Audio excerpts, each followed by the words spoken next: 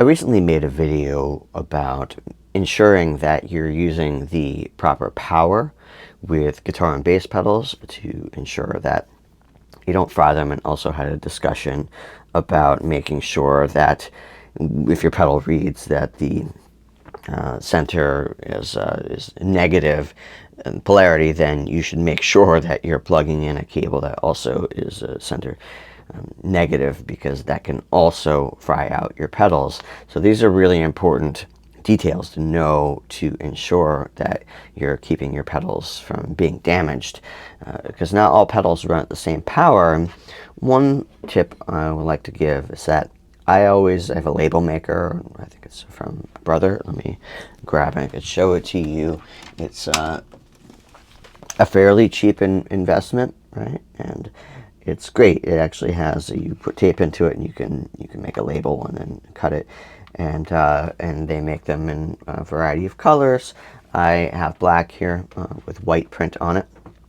And any pedal that does not take the standard, center negative or runs on higher voltage, I put a label on it, because if I haven't used the pedal in a while and I'm pulling it out, sometimes in a rush on a session or getting ready to put a pedal board together to go to a rehearsal, I might not be thinking clearly, and it just helps to see it, because I'm not always going to have time to go online and do a search and find out what the power requirements for. Although they do say on the pedal here, you can actually see it. Let's see if this actually just focus here. There it is. It actually does say, but to my eyes, that's kind of small, and I just find that it's a little easier just to have bigger print on it. It's like just more obvious, and I find that helpful sometimes just when moving quickly. I do this to all my pedals that take special power on them. Now my next tip has to do with labeling cables, dealing with wall warts, and whether you're using a dedicated power supply like a Zuma or such, you still probably are going to end up with some wall warts. Maybe some pedals, like I use these Effectrode pedals, and they only accept a specific power with them. They have high power requirements. They run at 12 volt, and this is an Effectrode Mercury, which is a tube-based, fully tube actually, fuzz pedal. It's a very unique and interesting sounding pedal, and it is unlike any other fuzz pedal, but it runs at plate voltage, and so it has a lot of headroom and dynamics, and it requires special power. So I didn't mark it on here yet, and I probably won't with these pedals, because I just know that there's no chance that this runs on possibly on any other kind of power supply. But I do have some wall warts for them. And I have the dedicated Effectrode atomic power supply for if I want to run multiple Effectrode pedals on a pedal board at one time. It could power up to 4 at one time. But there are times where I just need to take one and use one on a pedal board. And I have their wall warts. But one way I'm organizing them is I have these Ziploc bags that have these slider closures on the top. And I find that putting them in there, because wall warts or cables are notorious for getting tangled when they're stored away. This is a way to keep them somewhat organized, so if I need to get this pedal or power supply, that I'm not untangling 4 other power supplies at the same time. I put these, and I'll show you, I have an organization system on the back of a door that I use for these, just to also make them easy to get a hold of, but you could also use plastic bins. I've used those in the past. You'll see I have more labels on here. I use the label maker, and I put Effectrode 12 volt on here, just in case this power supply at some point does get mixed in with others. I'm not going to accidentally plug this into, say, the flanger that I just had before from Retrosonic. It's just another blatant sign that this is a special power supply that kicks out more power. And I also mentioned Effectrode, because although this is 12 volt and the flanger runs at 12 volt, this is not going to be the right match for it. So Effectrode, right?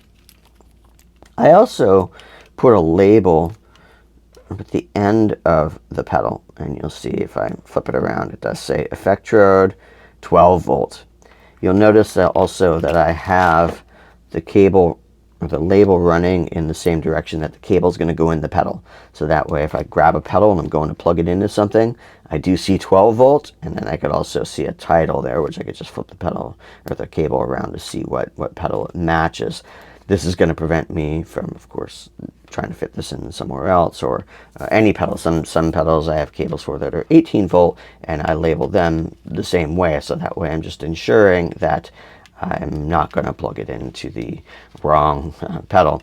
And even with like the Zuma, we can actually have an option to plug into different adjustable power supplies.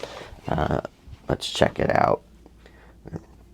I actually labeled it on here, which ones. I don't have it set up that right now, but at one point I did have the two adjustable power outlets on here set to 18 volt, and I put some marking on here just so I knew if I was looking under my pedal board, so I didn't have to see the tiny print there.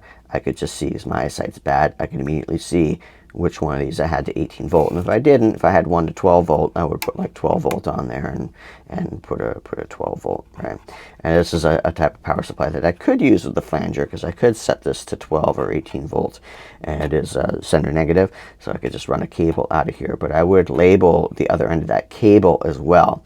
So the little patch cables that you get, in the process, I've just got some new cables, and I'm going through them, and I could show you what I'm doing with those to label them. Let's see, I have a Zuma Ojai, because I have an Ojai from Strymon 2. I really like their power supplies.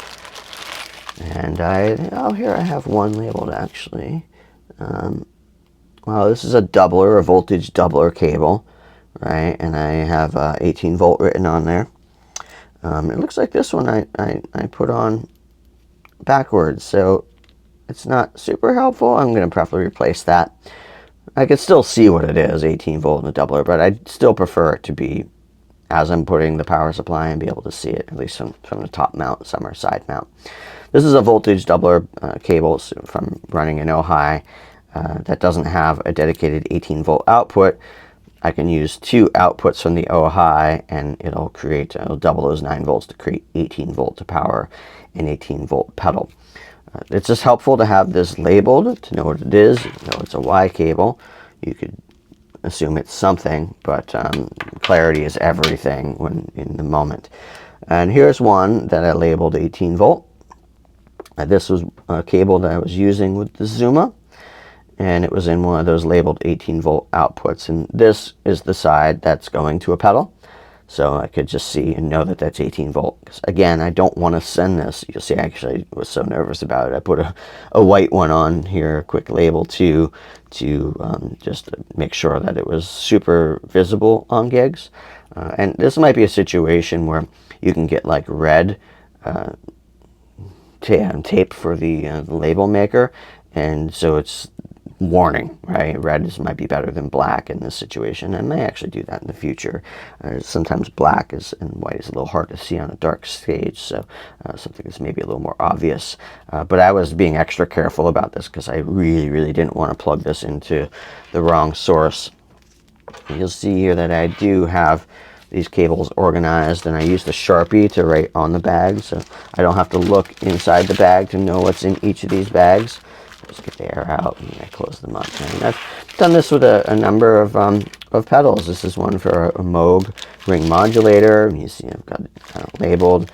It's the first thing I do when I get a new pedal is I label the power supply, and if there's any cables that are detachable from it, I label those.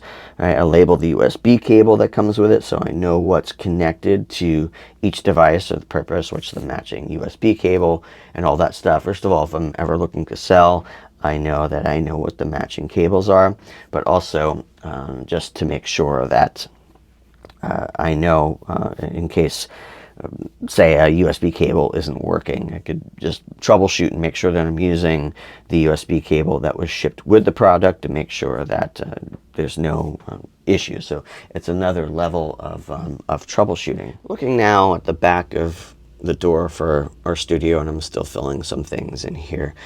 You'll notice down where some of these cables are right here are the bags that I've been putting everything in and labeling them, and I have them in here just for ease of use of finding them when I need to.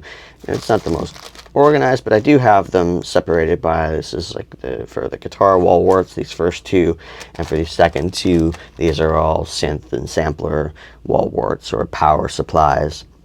At least I know they're sectioned in regards to being able to locate them. I'm going through and doing this with a lot of different cables, and some of these I haven't gotten to yet. But it just makes it so much easier to pull it out and see a label on it and know what it is and not have to detangle. Detangling becomes so frustrating on a session or when you're really trying to get ready to run out the door. That just is not fun in those moments, or any time, but especially in those moments. You could also use like a plastic shoebox to store them in. I've done that with success before, and that way you can open it up and just be able to sift through the pedals, and they're labeled in the bags. A much easier way to find them and deal with them.